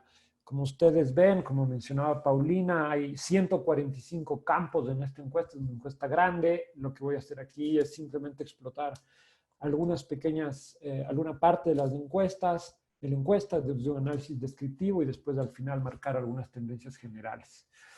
Algo que siempre está en este tipo de trabajos es esta pregunta sobre el interés por la política. Y lo que vemos en un plano general básicamente es que hay un nítido decrecimiento en este interés entre 2011 y 2019. Si ustedes se fijan, los que no tienen ningún interés en la política se han duplicado en 8 años, ¿no? de 14 a 30, y los que tienen bastante interés también se han reducido de modo nítido. En términos generales, 71% de los encuestados confiesa que no tiene ningún interés por la política y 30% que efectivamente está concernido. Un trazo general de esta encuesta, que es una tendencia que ya veíamos en 2019, tiene que ver con los determinantes de clase en el interés, en la participación, en las prácticas asociativas, es decir, en todas las dinámicas y dimensiones que configuran los modos de hacer política de la juventud en el Ecuador en el siglo XXI. Vamos a ver a lo largo de la presentación que esto es recurrente, ¿no? Las clases altas son las más concernidas con la política, las que más informan, las que más interesan, las que más participan, asociado esto también a su nivel educativo. Mientras se desciende en la escala de la estratificación, se reduce el concernimiento con la política, ¿no? Acá se ve claramente que casi la mitad del nivel de los jóvenes de nivel alto está interesado en la política y esto se reduce solo a un cuarto en el caso de los jóvenes de clase baja. Al mismo tiempo, vemos también que las mujeres se mostrarían más desinteresadas que los hombres en los asuntos políticos, ¿no? Hasta ahora hay 2 rasgos claves: este cambio en una perspectiva de decrecimiento entre 2011 y 2019 y la notoria sesgo de clase en la configuración de los universos políticos de los jóvenes ecuatorianos. Acá preguntamos sobre cuál es el ámbito de interés político de los jóvenes y tenemos un cambio también drástico entre 2011 y 2019, algo que yo llamo una suerte de desparroquialización, ¿no? Menos interés en los asuntos de la comunidad, del barrio, la ciudad, y mucho más de interés en asuntos del país, latinoamericanos e internacionales. Este es un fuerte giro hacia el concernimiento en cuestiones latinoamericanas e internacionales. Quizás esto tiene que ver con lo que la literatura menciona como la generación millennial o Z, como largamente global y globalizada, y puede esto explicar de algún modo este giro, ¿no? Pero es un cambio drástico en relación al 2019. Al indagar en el interés por la política, también nos centramos mucho en esta cuestión de por dónde es que los jóvenes y las jóvenes se informan y acceden a noticias políticas. Una primera resultado, hallazgo de esto es que aunque pocos jóvenes dicen que tienen interés por la política, ¿no? Veíamos 30%, paradójicamente, de modo contradictorio, quizás lo que vemos es que 40% se informa al menos 3 veces, ¿no? O sea, dicen que no están interesados, pero al menos pasando un día, el 40% de ellos se está informando de política. En cualquier caso, también en la comparación entre 2011 y 2019 vemos un descenso. Aquellos que se informaban todos los días de política pasan de 37 a 25. Otra vez, estos giros hacia una imagen de mayor desimplicación entre 2011 y 2019 son nítidos.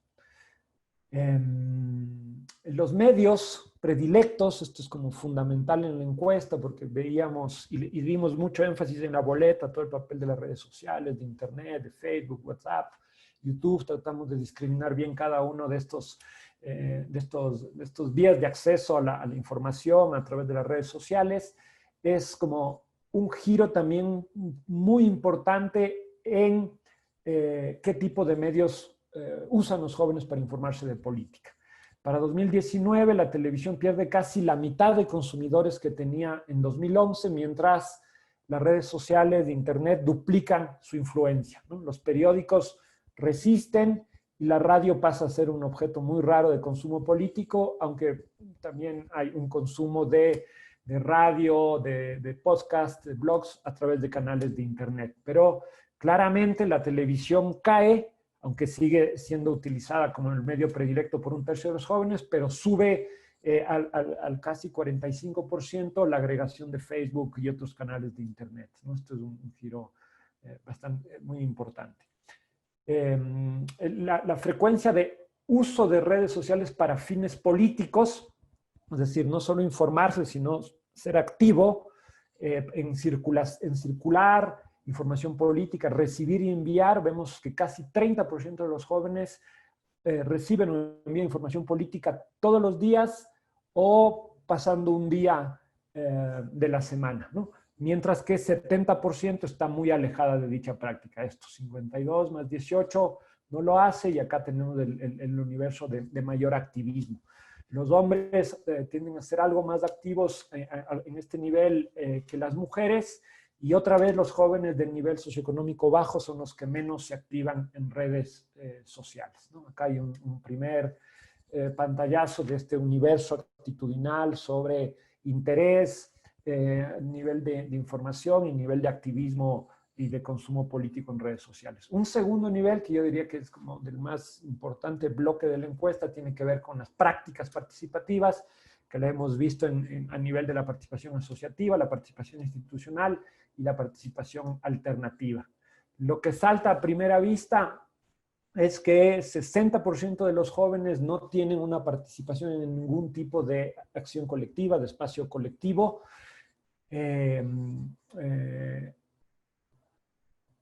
Y vemos una fuerte primacía a nivel de los que participan en asociaciones de diverso tipo, de clubes deportivos, barras de fútbol, grupos juveniles de la iglesia, liga barrial. Esto es algo que se ha mantenido, estas 4 categorías en relación a 2011, pero como vamos a ver también hay un descenso.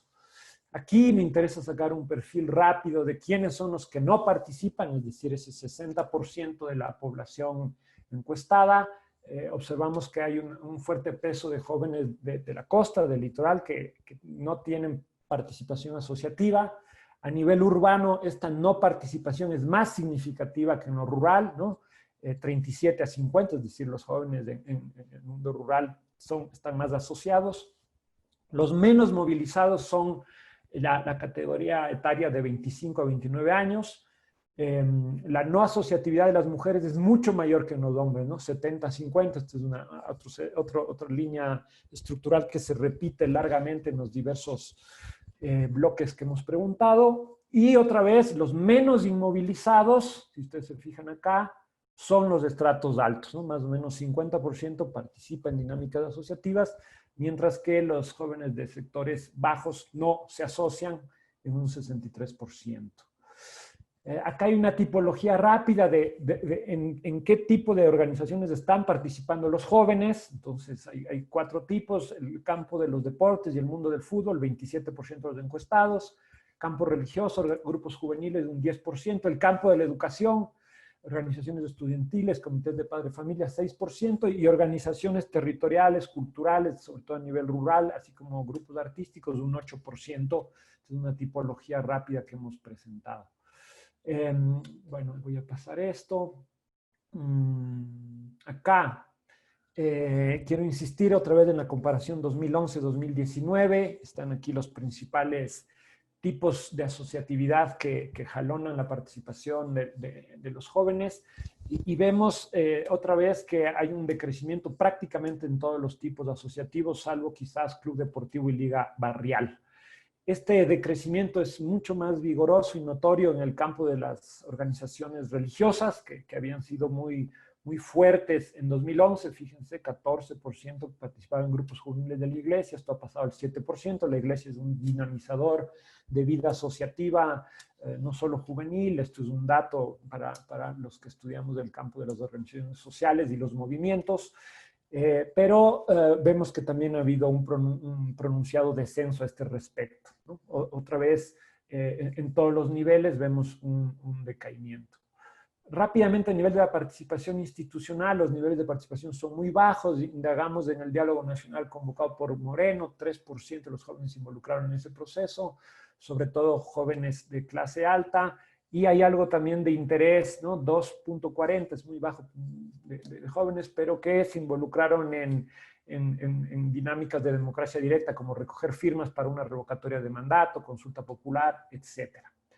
Este es un dato fundamental, que en medio del desinterés político, de la falta de credibilidad en las instituciones y el rechazo al mundo de los partidos, la participación partidaria, sobre todo a nivel de campañas electorales, sigue teniendo una cierta fuerza y un atractivo para los jóvenes, ¿no? Si vemos esto en sus diversas dimensiones, como apoyar en una campaña electoral, en redes sociales, tratar de convencer a otros para votar por su candidato, suma un 21% de respuestas obtenidas de los encuestados, lo que refleja que este es el nivel de participación institucional más elevado y el que concita mayor interés entre los jóvenes.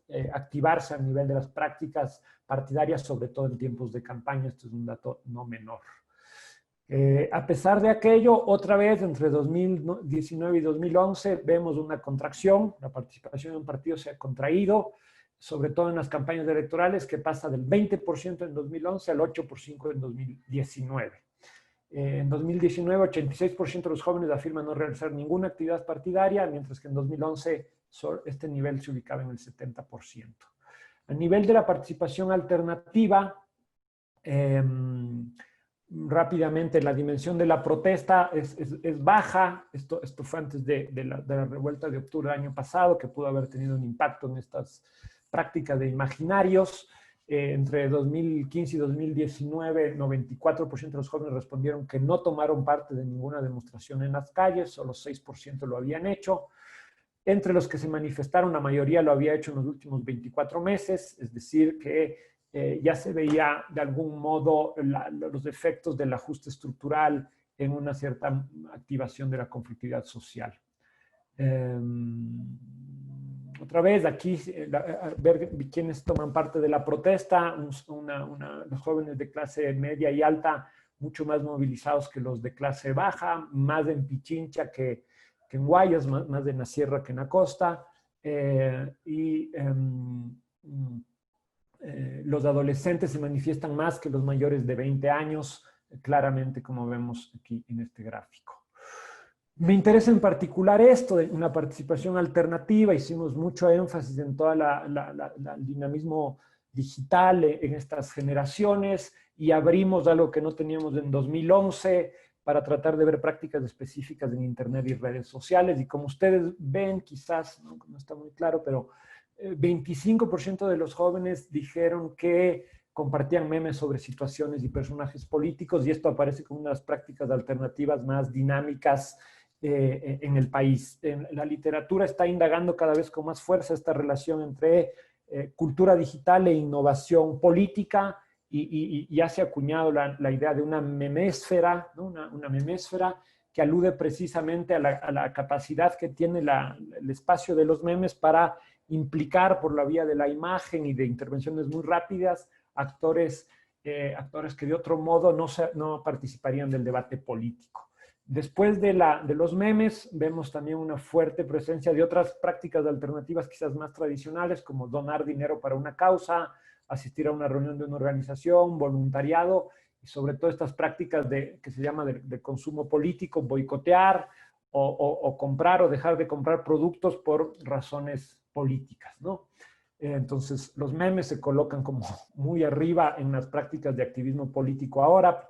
Un cuarto de los jóvenes lo hacen con relativa frecuencia.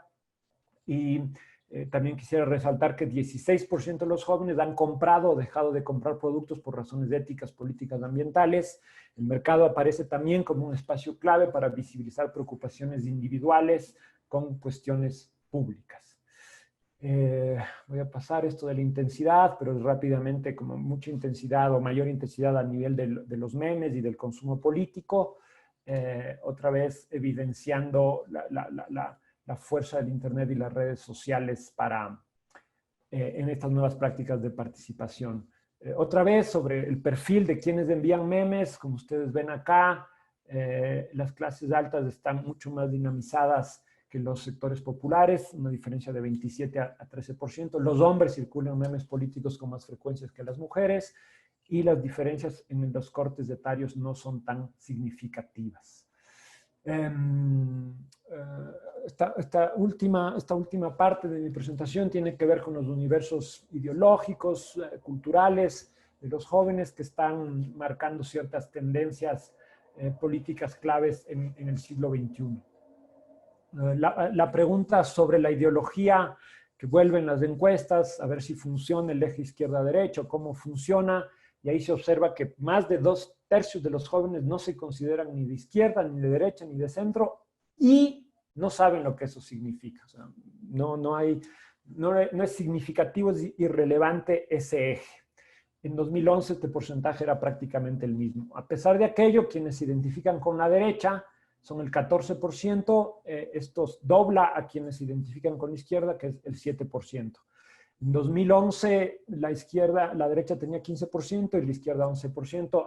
La izquierda pierde adeptos, la derecha se mantiene y el centro ideológico crece, obviamente en ese 35% más o menos que todavía se ubica y se reconoce en el eje político tradicional izquierda-derecha. Voy a pasar esto. Acá me interesa detenerme un minuto más, que es otro modo de indagar en los posicionamientos ideológicos de la gente, más allá de este eje izquierda-derecha. Elegimos dos planos de análisis, el plano más de las posiciones económicas y el plano más de las posiciones morales, éticas respecto a controversias societales clásicas, ¿no? Aquí lo que vemos es el acuerdo de los jóvenes con las relaciones entre Estado y economía, y aquí vemos que los jóvenes tienen posiciones más hacia el centro, más hacia la izquierda. El 76% está de acuerdo con que el Estado intervenga en la economía, el 71% en que quienes más tienen más paguen impuestos, el 65% está de acuerdo con la competencia empresarial, el el 69% está a favor de proteger los derechos de los trabajadores, y esto es como un eje en la encuesta también. Es una generación con enorme conciencia ambiental. El 81% de los jóvenes está en contra de la explotación minera que afecta a la naturaleza, por más que esto traiga beneficios a la economía del país, ¿no? Entonces hay un reconocimiento de la necesidad de la intervención estatal, de la distribución económica, de los derechos de los trabajadores, en el marco de una economía de mercado con competencia empresarial, pero marcando los límites ambientales del desarrollo. Voy a pasar por esto, por el tiempo. Acá es el segundo plano que estudiamos, que es lo que yo llamo debates de sociedad. Si a nivel de la economía se veía una orientación más bien progresista, a nivel de estos debates de sociedad se ve un posicionamiento más bien conservador, ¿no? Hay un conservadurismo duro a nivel del matrimonio igualitario, del aborto, de la legalización de la marihuana. Como ustedes ven, el acuerdo con el matrimonio igualitario es de 26%, con el aborto del 12%, con la legalización de la marihuana del 14%, como cifras más fuertes, ¿no? Hay ciertas tendencias más progresistas en el rechazo a que la iglesia se entrometa en la vida íntima y sobre todo en la nula tolerancia a la violencia contra las mujeres. Como se ve, 96% no justifica de ningún modo la violencia contra las mujeres. En cualquier caso, es un panorama globalmente más bien conservador, más bien hacia el statu quo.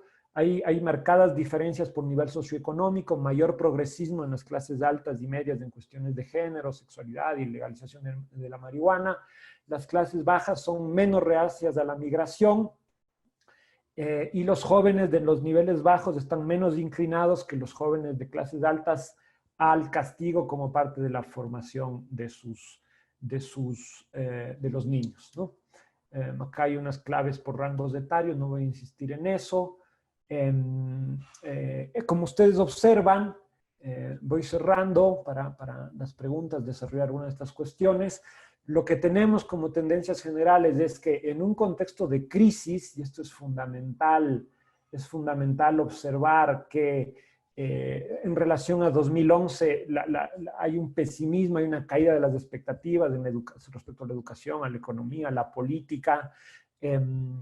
Los jóvenes estaban ya en ese momento largamente impactados en relación a sus imaginarios y sus proyecciones de futuro, de sus sensaciones de bienestar respecto a la crisis. Me imagino que esto se va a profundizar largamente con el COVID. En ese escenario vemos una clara muestra, una clara tendencia en la encuesta de un descenso en el interés político, un aumento en los niveles de desafección, una baja en los niveles de prácticas participativas, siempre en la comparación con 2011. A pesar de aquello, hay una cierta tendencia que se preserva a informarse a través de, sobre todo, Internet y redes sociales. Hay mucha fuerza de este espacio como un lugar de participación y de implicación en el debate político. Hay que seguir monitoreando y estudiando con más claridad el significado de los memes como práctica participativa. Baja asociatividad en general, poca relevancia del eje izquierda-derecha, pero al mismo tiempo mucha nitidez en el pronunciamiento sobre estos ejes de regulación estatal, redistribución de la riqueza, ecologismo y conservadurismo en términos de los debates morales fundamentales de la sociedad. A pesar de la baja confianza en los partidos políticos y en las instituciones, hay un interés importante, diría yo, por implicarse en campañas electorales y en la vida partidaria, sobre todo en momentos donde hay movimiento electoral. Otra tendencia clara es este decrecimiento del interés y de las prácticas participativas en todas las dimensiones, ¿no? La hipótesis que explorábamos tenía que ver con los impactos de la crisis socioeconómica en esto, pero también con el peso de un nuevo contexto político, ¿no? Claramente entre 2011 y 2019 teníamos otra matriz estatal, otro tipo de relaciones socioestatales que estarían impactando en estas variables del dinamismo de la participación y en el interés por la política. Al mismo tiempo, tal como en 2019, como en el 2011, hay un determinante social clave que tiene que ver con el nivel socioeconómico y educativo. A mayor nivel económico y mayor nivel educativo, mayor posibilidad de participar. Las clases altas están largamente más movilizadas y esto puede ser un efecto de la polarización populista que vivimos en la década previa, ¿no? Esto sí como un mapeo rápido de las tendencias generales de la encuesta. Eso. Muchísimas gracias, Franklin, por exponernos estos resultados tan esperados. Ahora sí vamos a proceder a un bloque de preguntas, iniciando con la primera pregunta que llegó. De hecho, vamos a hacerlo en el orden. Esta pregunta la hace Caroline Ávila. Es la pregunta que con los resultados que se acaban de exponer, ¿en qué temas deberían centrarse las propuestas electorales de las elecciones de febrero? Así también pregunta que desde la sociedad civil, ¿qué tipo de políticas para adolescentes y jóvenes deberían exigir de los jóvenes a los candidatos? Esta pregunta no sé si la puedan contestar los tres panelistas. Tienen un tiempo de 3 minutos para poder alcanzar el número de preguntas. No sé, Paulina, si quieres empezar con esta. Sí, yo creo que es fundamental el tema de su situación laboral, ¿no? A mí me parece que tiene que ver fundamentalmente allí con el sustento de vida y de otras posibilidades. Y me parece que un llamado fundamental de atención es cómo están percibiendo y cómo están concibiendo las expectativas sobre la democracia. Ahí hay una alerta clave. Entonces, creo que en las dos vías.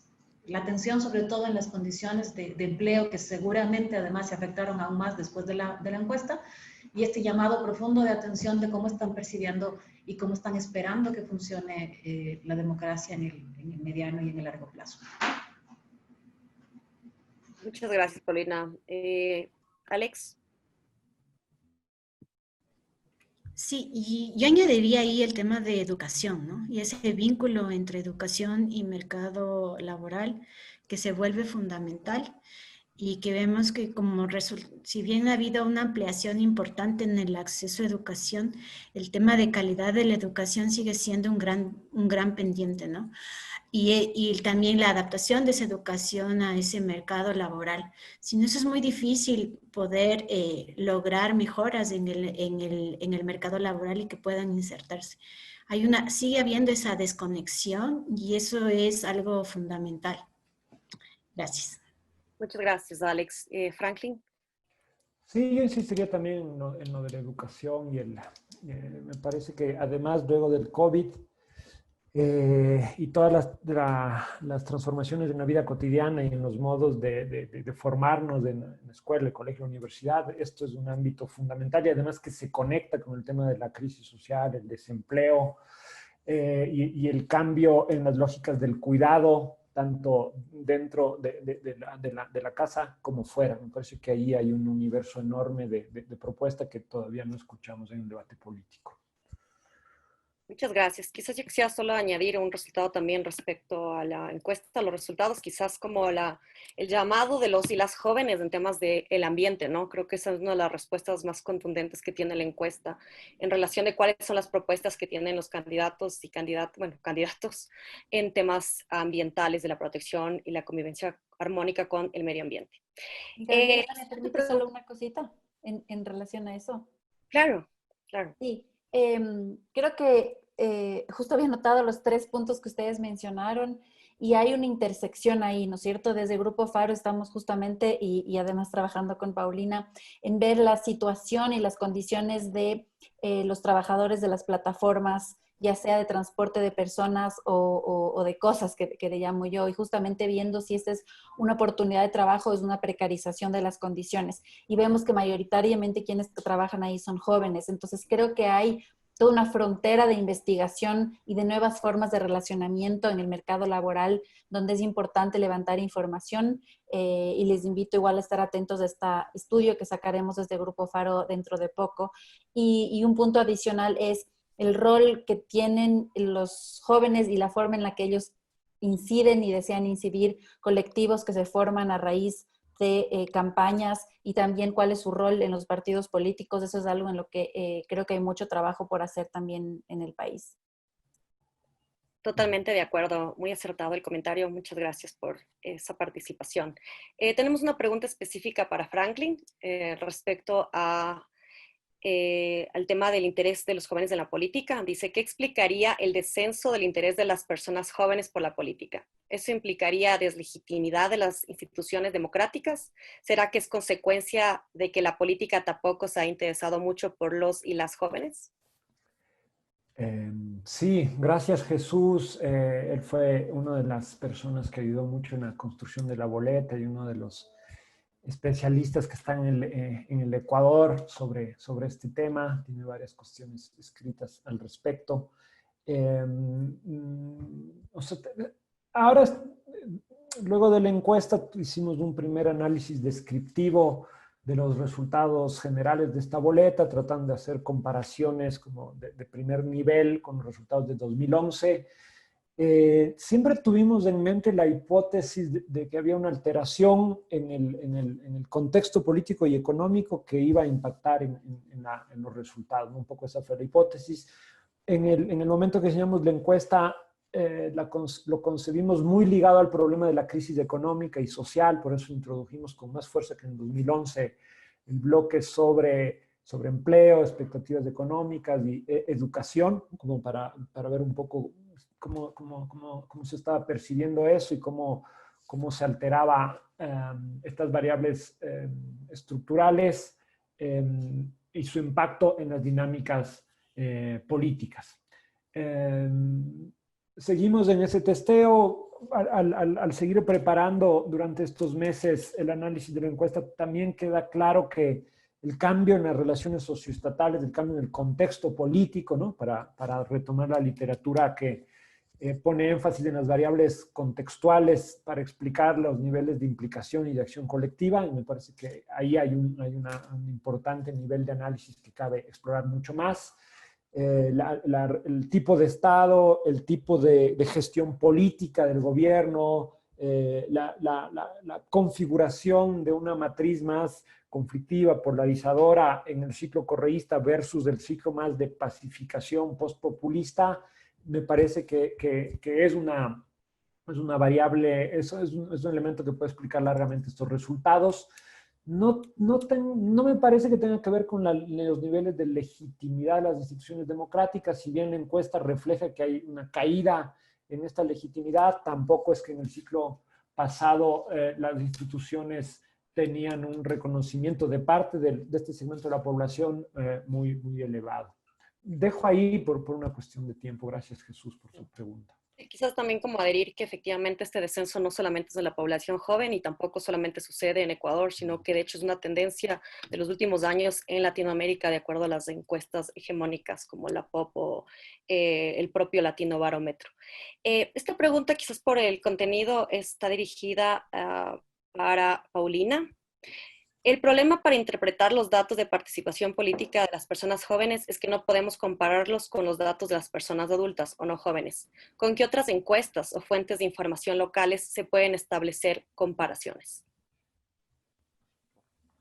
No creo que no sea posible o que no sea legítimo hacer la comparación con otros rangos etarios. Es decir, es una población que en términos de edad siempre se compara con la de los adultos. No creo que el tema de la participación política sea excluyente en ese sentido.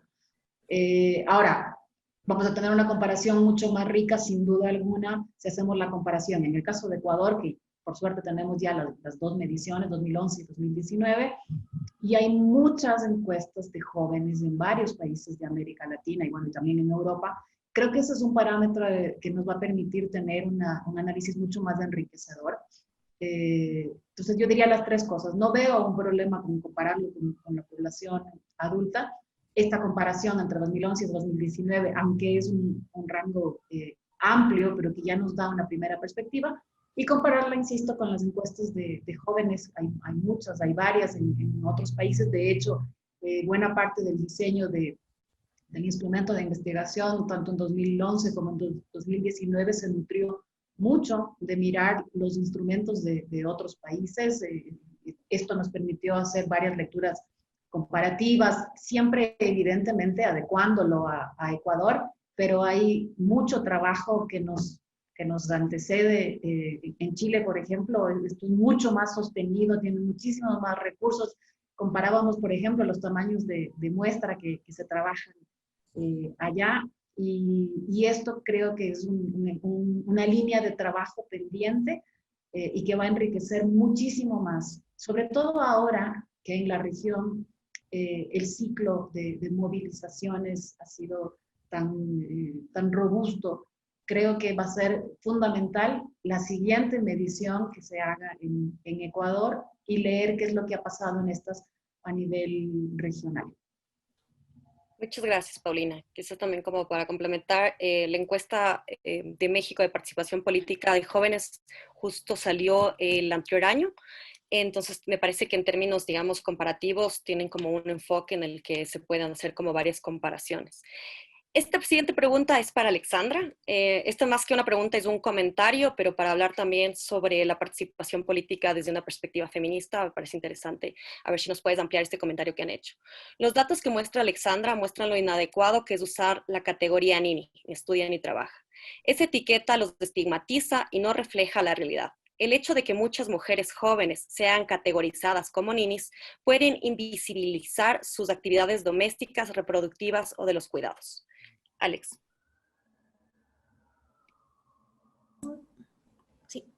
Sí, en efecto es una categoría con la cual los jóvenes no se identifican, como bien señala el comentario, y oculta muchas de las realidades en el caso de mujeres, sobre todo, al no valorarse ese trabajo, el trabajo del cuidado.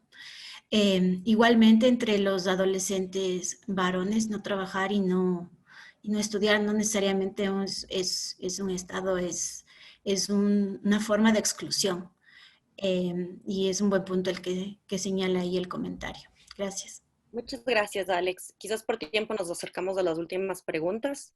Tenemos una pregunta de Orlando Pérez dirigida para Franklin. ¿Cómo incide en la comunicación política el deterioro de la relación de los y las jóvenes con los actores políticos, cuando el meme, siendo lo que es, constituye su mejor expresión? Complicada pregunta, Orlando. Yo diría, en primer lugar, que hay que tomar muy en serio el estudio de los memes como forma de participación, como espacio de participación política, ¿no? Ya hay algunos estudios, no para el caso ecuatoriano, pero a nivel más global, que están largamente interesados en esto. En la encuesta hay una innovación respecto a introducir específicamente esta noción, esta palabra, que cada vez tiene mayor vitalidad en las prácticas participativas, ¿no? Entonces, tomar en serio esto implica observar que se trata de una forma emergente de implicación de los jóvenes en el debate público, en la esfera pública. Significa observar las transformaciones en la cultura digital de las nuevas, de las generaciones que estamos investigando. Estas innovaciones están en el corazón de las prácticas de innovación participativa, ¿no? Esta es la relación. Después hay que ver si efectivamente cómo ese modo de participación cada vez más dinámico está impactando en las percepciones de los políticos, de las políticas, de los electos, de las instituciones, si logran interpelar, si logran abrir vías de debate, o si efectivamente quedan únicamente, voy a decir, como formas irónicas, formas burlescas y poco solemnes de implicarse y de referirse a la política. Claramente, entre estar en una asociación, entre escribir a un político y hacer un meme, hay diferencias, pero hay que sacar cualquier prejuicio respecto al significado que puedan tener la memésfera en los modos de insertarse políticamente en las nuevas generaciones. Después, no te podría decir cómo aquello impacta en la comunicación política, pero claramente vemos ya que las campañas electorales y los políticos están habitando el mundo de la memésfera que ha sido poblado y construido desde los y las más jóvenes. Entonces vemos que hay una relación de ida y vuelta clara ahí que se está configurando. No sé, Gaby, si antes de leer el último comentario me permites un minuto. Claro que ahí sí. Kalindi Bolívar estaba preguntando sobre dónde está la encuesta. Pues quisiera presentar rápidamente esta página web que hemos diseñado. Ahí agradezco muchísimo a Patricio Beltrán de Flaxo por su apoyo para en tiempo récord lograr subir esta encuesta.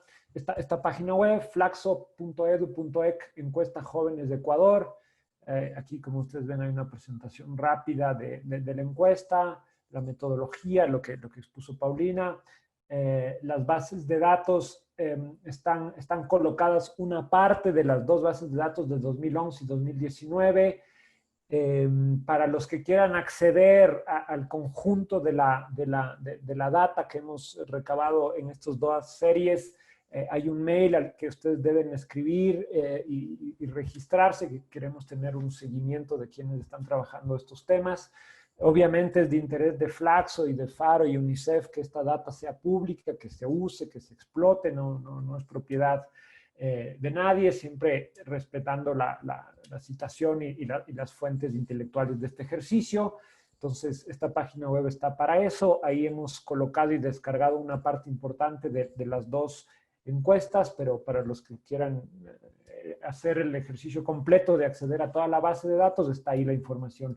Y hay una sección de análisis donde están los resultados generales que presentamos hoy, o sea, informes rápidos de la encuesta del 2011, de la encuesta del 2019, y una parte específica sobre cultura, política e ideología, ¿no? Entonces, otra vez, flaxo.edu.ec, encuesta jóvenes,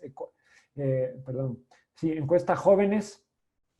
Ese es el link que ustedes tienen ahí para acceder y por favor tomen contacto con el mail que está ubicado ahí. Es fundamental y es parte del trabajo de socialización y difusión de esta encuesta para que sea apropiada pública y colectivamente y explotada como en ningún caso un solo investigador lo puede hacer. Eso, Gaby, gracias. Muchas gracias, Franklin, por permitir que todos podamos y todas podamos acceder a esta información tan importante. Voy a leer las últimas dos preguntas y que van a ser generales para las que quieran. Y si tú quieres contestar, Franklin, son: ¿cómo determinan qué concepto tienen los jóvenes por la política? Porque si bien es cierto que hay desinterés en la participación partidista, se puede apreciar más interés por causas que tienen que ver con decisiones políticas. ¿Hay cómo establecer estas diferencias? Y la última, ¿por qué también los y las jóvenes no ven a su alrededor fuente de inspiración o cambio? Digo, desde núcleo familiar o comunidad, sobre todo los jóvenes de la clase trabajadora. Creo que con estas preguntas podemos cerrar. Está abierto. Sí, yo podría responder la pregunta sobre la política, que creo que hizo Carolina Ávila. Efectivamente es un problema, ¿no? Cuando se le pregunta, ¿usted se interesa por la política? No sabemos bien qué es lo que cada uno piensa y define y entiende por la política, pero después a lo largo de la encuesta es posible ir reconstruyendo esa comprensión de la política, ¿no? Precisamente cuando le preguntamos por los ámbitos de la política, por ejemplo, si es lo local o municipal o lo nacional, se va especificando. Y después la encuesta desagrega lo más posible, con un asiento en la literatura al respecto, distintas nociones de política asociadas a formas asociativas. Por ejemplo, participar en el club de fútbol toma una dimensión política, en este caso, que tiene que ver con estar en la esfera pública, asociarse, interactuar con otros. También los memes, digamos que es como muy larga y expandida esta noción de la política. Obviamente hay contradicciones, por eso la gente dice, no me interesa la política, casi un 70%, pero un 40% dice que se informa pasando un día sobre noticias políticas. Entonces, claro, no hay como, las nociones de la política, lo político son categorías siempre resbalosas, que hay que irnos aproximando muy lentamente a cómo los actores comprenden y significan estas nociones. La encuesta da unas pistas claras al respecto, siempre con imágenes contradictorias, ¿no? Hay más rechazo a la política institucional, pero hay apego a la política organizativa. no se tiene interés en los partidos, pero sin embargo los jóvenes trabajan en campaña electoral. Son imágenes contradictorias que dejan ver también esta comprensión compleja y en tensión sobre lo que es la política. Eso se ve en la encuesta y es posible siempre como diferenciar actitudes de prácticas, ¿no? El nivel del interés en la política va en lo actitudinal y en las prácticas es donde se puede quizás situar con mayor precisión estos niveles de implicación real, ¿no? Asociarse, escribir un graffiti, mandar un meme, votar, participar en una asociación feminista, etcétera. Son prácticas que muchas veces no van en sintonía con ese nivel actitudinal sobre el interés. Yo creo que la encuesta da un montón de pistas sobre esas ideas de lo político e indaga en tanto lo actitudinal como lo comportamental y permite tener un mapa bastante extenso y contradictorio sobre esta participación política de las nuevas generaciones. Eso. Gracias, Franklin. Quizás también había una pregunta un poco suelta que se quedó por ahí, que bueno, Franklin habló de esto en su exposición, pero me parecería oportuno que se profundice un poco respecto a las expectativas de los y las jóvenes en la encuesta del 2019 en comparación con el 2011. No sé si, Paulina, ¿quieres hacer algún comentario al respecto o también contestar otras de las preguntas que se habían planteado? Sí, creo que Jesús consultaba si era posible comparar el tema de las expectativas. Es posible comparar este bloque de expectativas, lo incluimos también en las preguntas en 2011 y para tener simplemente una referencia, por ejemplo, en 2011 era el 47%, por ejemplo, el que creía que la democracia iba a estar mejor en el futuro inmediato y este porcentaje desciende para 2019 al 30%. Es decir, que esta comparación en todos los ámbitos de expectativas es posible hacer. La de cómo piensan que va a estar la democracia, me parece probablemente la más crítica si comparamos 2011 con 2019, pero todo este bloque estuvo también en la medición de entonces. Perfecto, muchísimas gracias, Paulina. Creo que con esto finalizamos el evento.